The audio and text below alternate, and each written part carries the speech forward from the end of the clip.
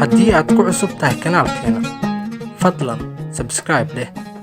waxaa la yidhi Juxa wuxuu maalin walba soo aadi jiray suuqa. waxa uu maalin walba gorgorin jiray dukaanleyda asagoo alaabta qiimaheeda weydiinaya, balse waxba kama iibsado. Suuqleydii ayaa arrintii aad u dhibsaday.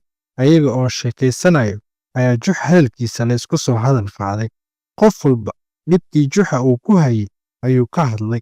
mid ka mid ah suuqleydii ayaa waxa uu yidhi, Juxa haddii uu dib dambe ugu soo laabto suuqa, waxaa ku dhigi doonaa cashir uusan weligii dambe uusan ilaawi doonin.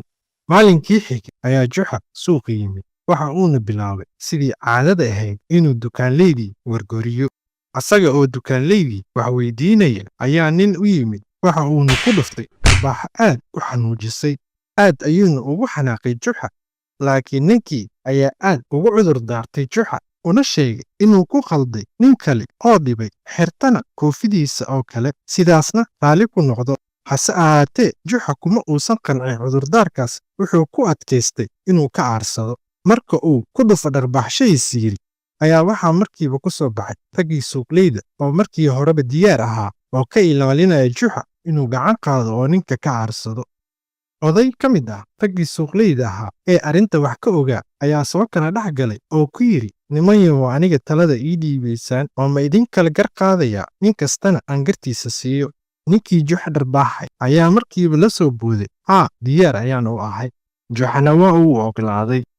ninkii odayga ahaa ayaa ninkii ku xukumay inuu Juxa siiyo 20 diinaar, laakiin ninkii Juxa dharbaaxay ayaa sheegay inuusan hadda wadan lacagtaas. odaygii oo il jabinaya ayaa ninkii ku yidhi, orod oo soo qaada lacagta, Juxana intuu kugu sugayaayey. ninkii sidaas ayuu isaga baxay. Juxa meeshii ayuu iska istaagay isagoo sugaya ninkii inuu lacagtii keeno, laakiin ninkii aad ayuu u soo dahay oo saacado badan ayuu maqnaaday. Juxa isagoo awal bali yaabanaa iljabiska ayaa ugu dambayn fahmay in la qiyaamay. Juxa ayaa intuu si lama filaan ah u kacay una tegey odaygii, wuxuu ku dhuftay dharbaaxo xooggeeda suuqa dhan laga maqlay. odaygii oo yaaban ayaa Juxa weydiiyey sababta ugu dharbaaxay.